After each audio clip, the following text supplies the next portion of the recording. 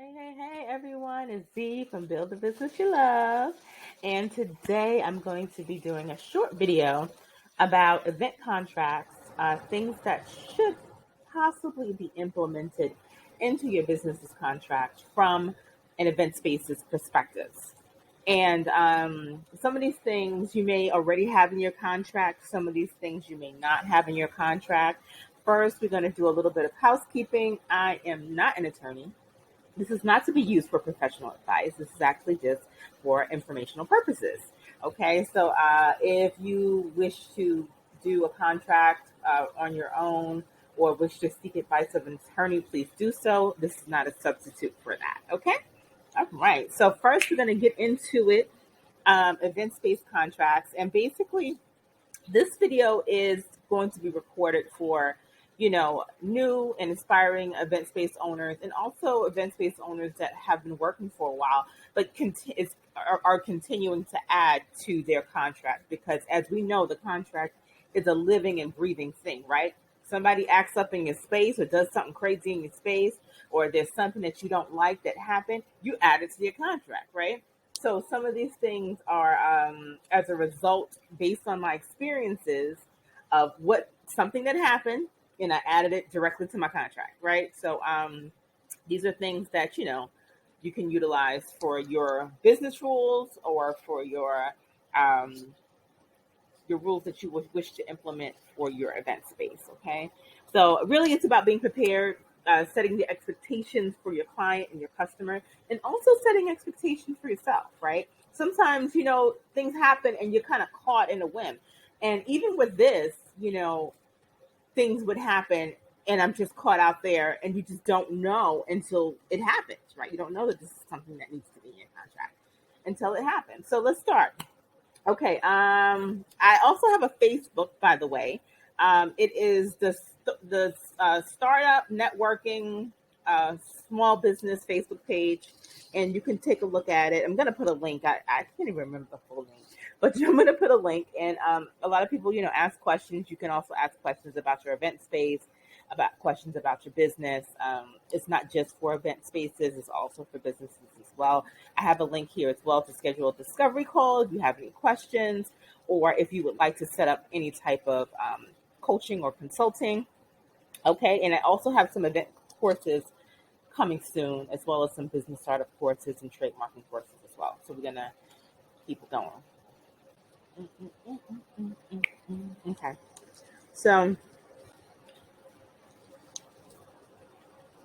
some of the things that I noticed that some people don't have in the contract. Okay, we and I'm not talking about the stuff that is already in Honeybook, or the basic contract stuff that goes into a general contract. I'm talking about things that's really specific to events, especially to our communities that we may host an event for say just 75 people, 150 people. These are not like really large events, but these are just events that you would want to have a baby shower or a kids party, something like that. So obviously you'll put the client's name, right? The customer's name. You'll put their contact information. Something that I see a lot of contracts not having is an alternate number, a space for an alternate number. You need to put a space for an alternate number because these people's information changes all the time. And remember, we book in advance. So if a person books 3-4 months in advance, their phone number changes. You now don't have a number for them, right? So be sure to add that alternate number to the contract, and also add the fact that if there are any changes that should happen, right? If they have any changes to their address, any changes to their email, any changes to their phone number, put in the contract that it's their responsibility to let you know about that change. Because if it comes where you're trying to reach them, their information changes, and you can't reach them for whatever reason, contract is canceled, then what? Right? Who's responsible for that? The next thing I wanted to discuss was the customer's responsibility to make, like I said, make you aware of the changes. Okay, customer's ID information. It was just my personal preference not to allow anyone over the age of, first I did 21. Now I did 20. I upped it to 25, because, I felt that people of 25 years and older would be a little bit more responsible.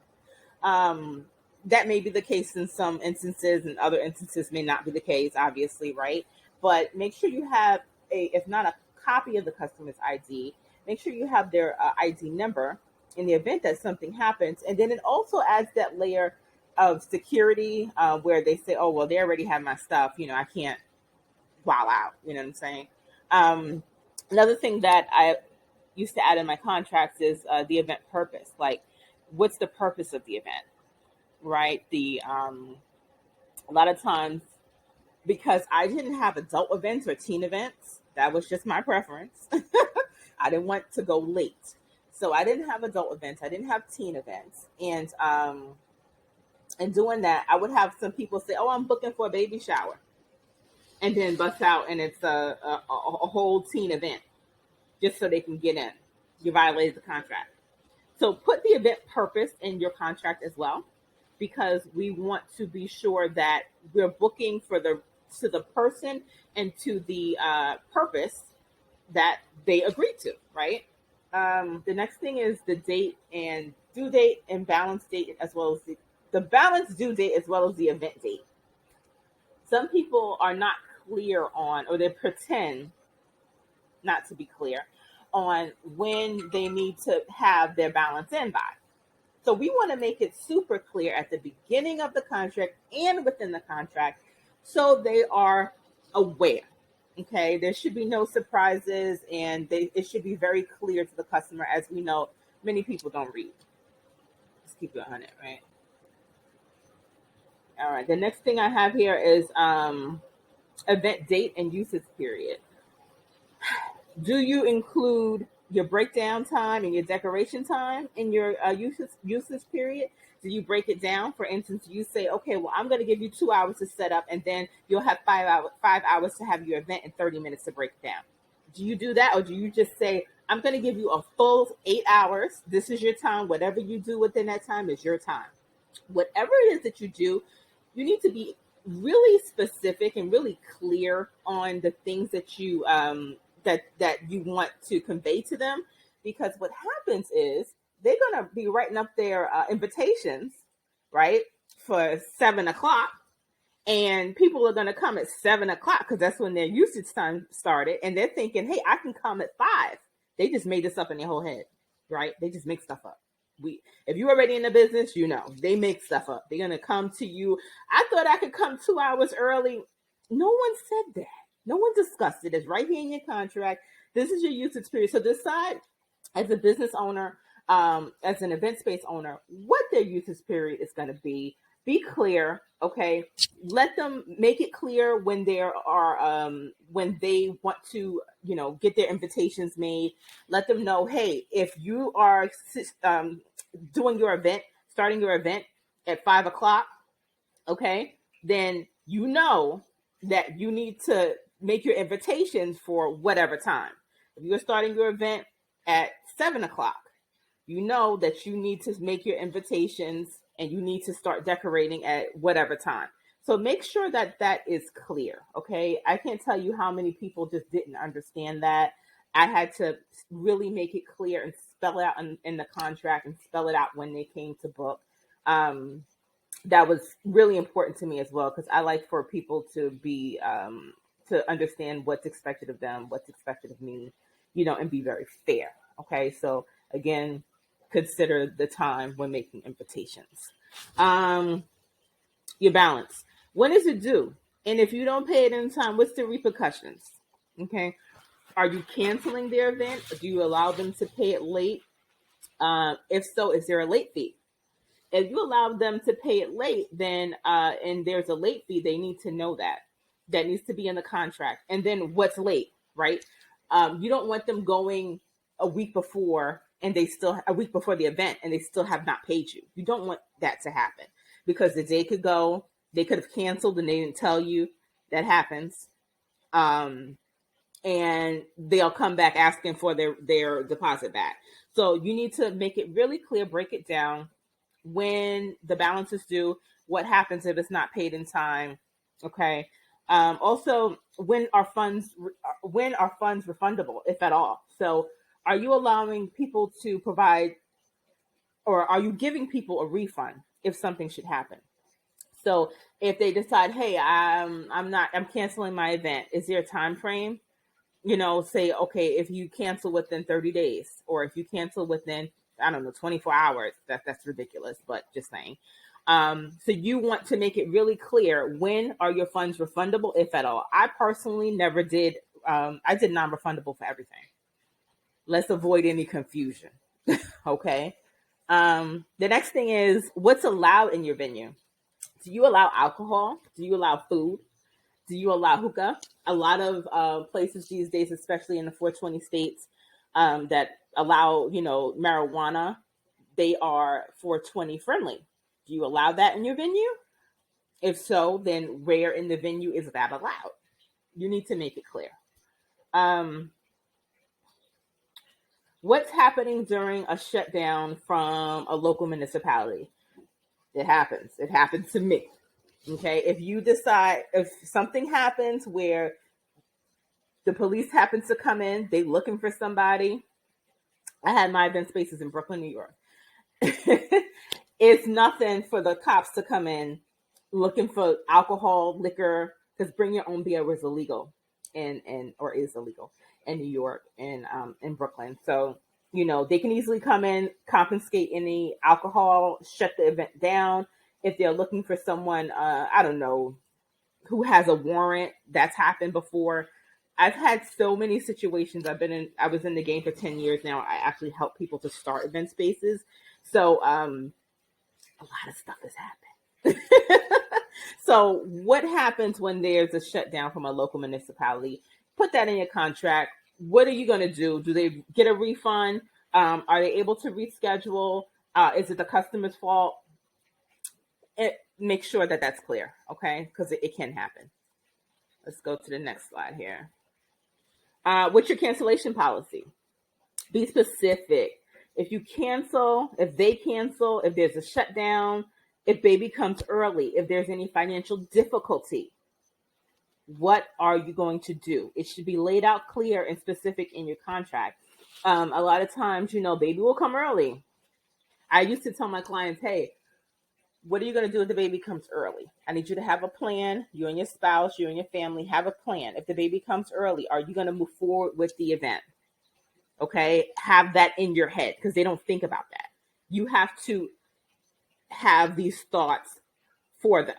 Okay, you have to think for them, and you have to say, hey, if this happens, if that happens, put it in their brain. These are things that can happen. What are you going to do? Be prepared. Okay, Murphy's Law, whatever can happen will happen, right?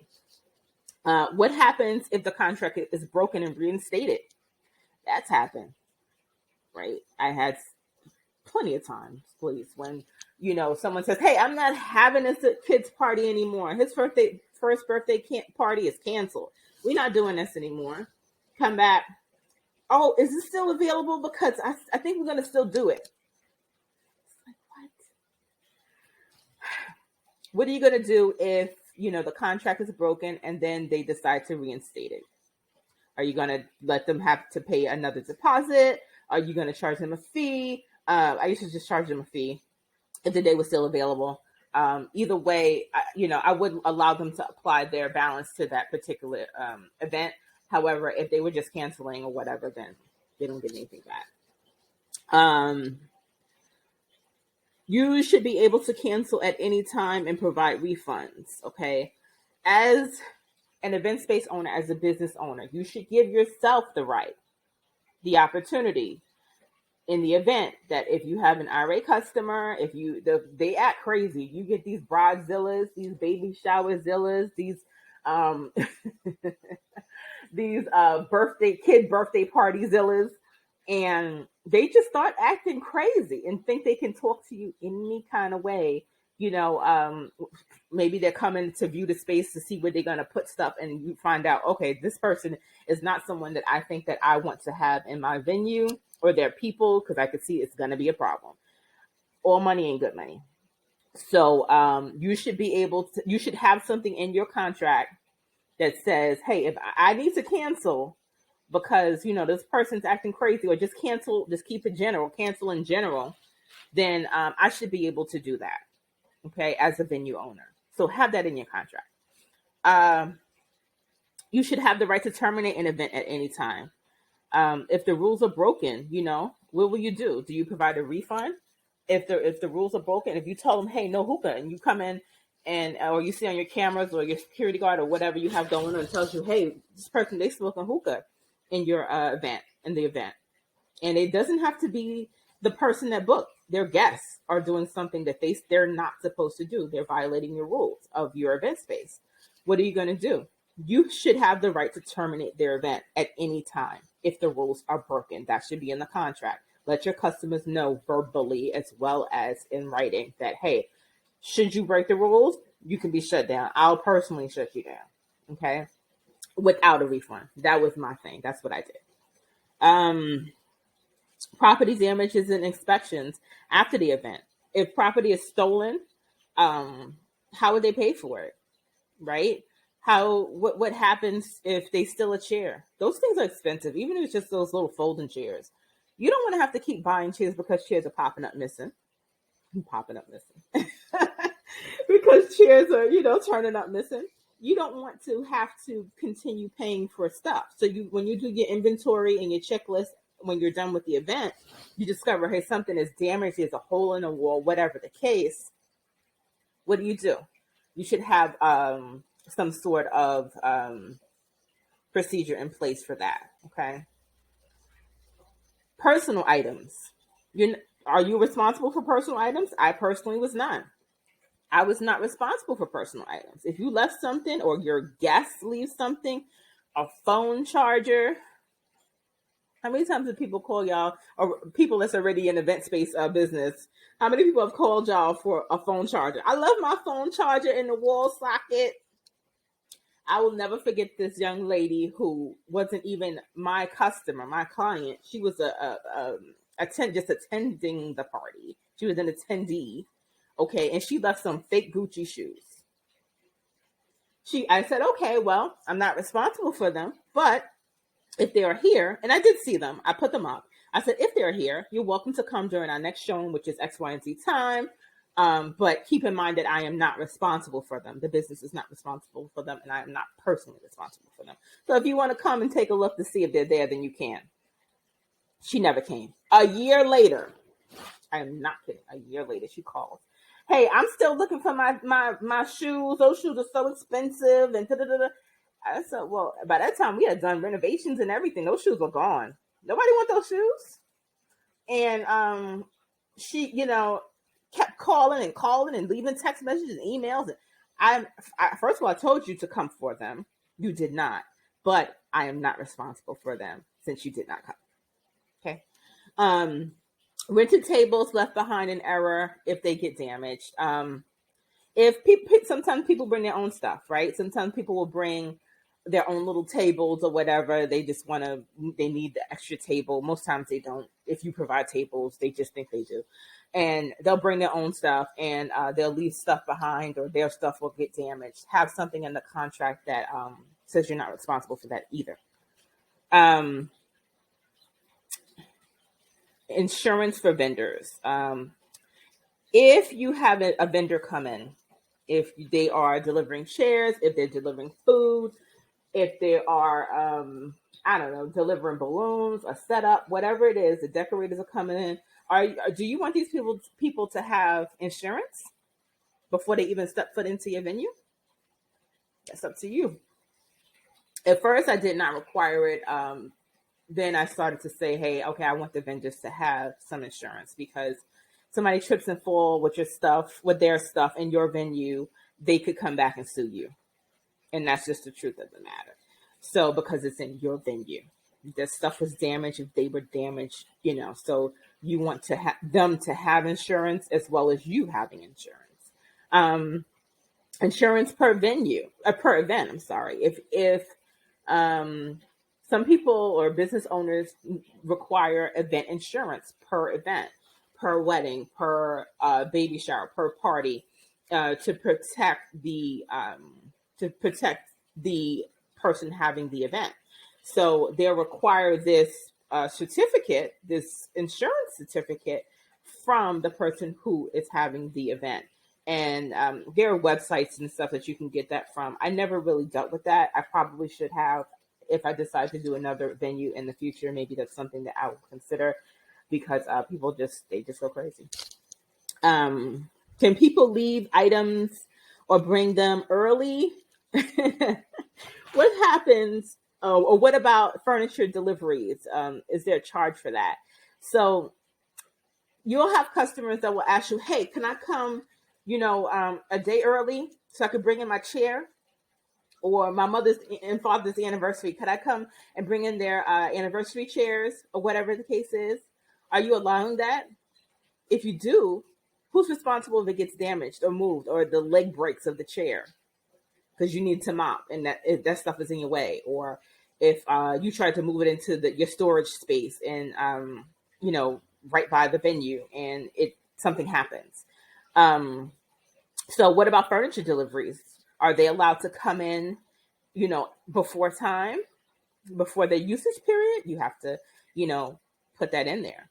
I personally did not allow that. Your usage period is your usage period. That stuff has to be in there and it has to be out by the time you're done. I did not want to have any responsibility for anyone's stuff. I don't want your stuff. Don't leave it. I don't want to hear about any damages because I didn't do it because it wasn't there. Cleanup. Who's responsible for the cleanup? Is it you? Is it them? The customer? I personally, at first I used to be like, yeah, you got to clean up, you got to mop, you got to sweep. And then I was just like, they're using this as an excuse to not leave in time. Oh, I was cleaning up. I need my deposit back. I left in time because I was cleaning up. No. Now, after all that, I was just like, okay, you know what? Just leave. Just leave. Your cleaning fee is within your usage period. You've already paid for it. Just leave. I just want you out. And, I was very kind and nice and, had wonderful customer service. And I was I just explained the expectations to them and they understood. I don't even want you to clean because they use that as an excuse to stay later. You're supposed to be cleaning, but they're cutting a cake.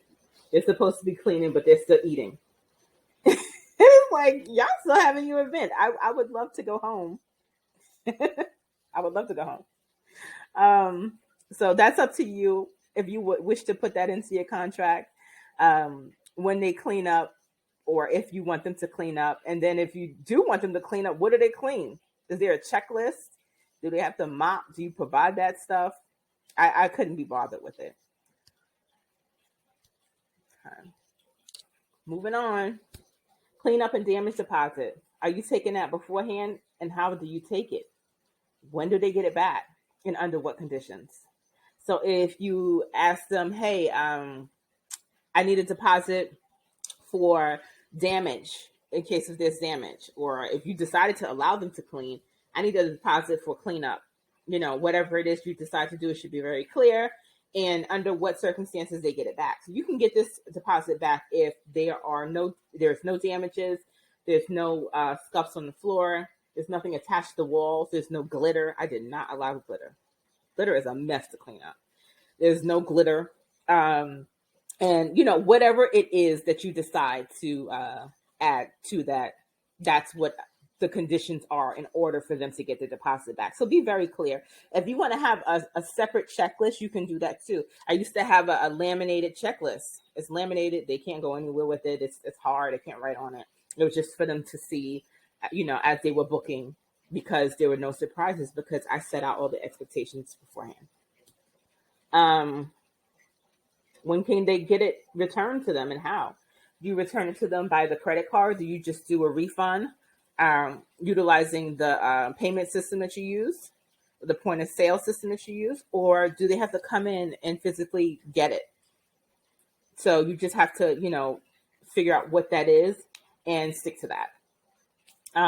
Indemnification and liability for event space and its affiliates. So you want them to be able to agree to speaking upon your behalf should something happen, to indemnify you, and also to have a liability clause so that you're not liable for anything if should anything happen in your space. That should be in there as well. That's in most contracts, but I'm just mentioning it. COVID and natural disasters and unforeseen circumstances. So we wasn't ready for COVID. COVID was ready. We wasn't ready. COVID came and was just like knocking everybody out, and it was a hard time. It was a hard time. It was a hard time for businesses. It was a hard time for families. It was a hard time financially. It was just a hard time. And when these things happen, it has to be in the contract. What are you going to do? Are you going to, give them their refund back? Are you going to allow them to reschedule? Like, what are you going to do? Make it clear, because they will come back asking for their refund or what have you. Just let them know what you expect them to do and what they should expect you to do, in case of any unforeseen circumstances, because now it's not COVID. Well, we still have COVID going around. I had COVID just 3 months ago, but now you have monkeypox, and God knows what else is on the horizon. So we're gonna just just talking about that is just it frustrates me. Um, but make sure you have something, a clause or something in there, not just for COVID, but other, natural disasters, unforeseen circumstances. You have that language in there. Great opportunity. Oh, this is a great opportunity for you a great opportunity for you to get them to join your social media. I think that, if you've done your job right, if you presented your package well, if your place looks good, then you could say, and this is even before they have the event. Okay, this is just when they sign the contract. You could say, hey, you're getting $20 off if you tag 10 friends in this area. You can get a chance to win a free party at the end of the year, or credit for a free party at the end of the year. I'm going to pull names or whatever if you tag 10 people that live in this area. Why in this area? Because just saying tag 10 people it could be 10 people from anywhere. This is a location-based business because you can't move the event space. So you want people to be aware of your event space, aware of your business, by the tags. Tag 10 people. I don't care on which platform, or maybe you do, but give them that opportunity. This is a great opportunity when you're meeting with them. You've spent time with them. They feel comfortable with you. They're giving you their deposit, their money, and you've given them a great, overall. You've set their expectations, and they're comfortable. That's a great time for you to offer them $20 off, for them to send 10 people in the area, your event space or your business, whatever it is that you have going on. That way you can create more awareness, and you tell them to tag 10 people.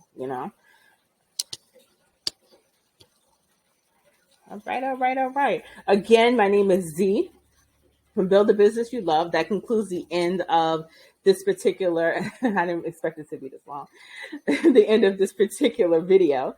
And you can find me on Facebook groups. I always get this wrong. It's facebook.com/group/build a business you love. That's the group. And if you look at the top here, it's a startup for new and aspiring business owners. It's not just for event spaces. It's for service-based businesses, really in particular women own service-based businesses. And, it's just a platform for people to come ask questions, feel comfortable asking those tough questions that may be a little bit embarrassing because, maybe you didn't know something, or maybe you did, or you want to confirm it, or just, even just to display what you have going on in your business. That's fine too. To schedule a discovery call with me if you want to do some, consulting, if you need some inspiration, if you need assistance with your event space business, if you need help moving forward, then just, give me a holler. I am on, you can set up a discovery call on my Linktree.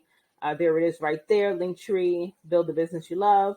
And coming soon, I have some courses coming soon. I'm finishing up my business startup course, which allows people to, bridge that gap from school and high school and college to actually getting your business started and getting your business started the right way, not just started the right way.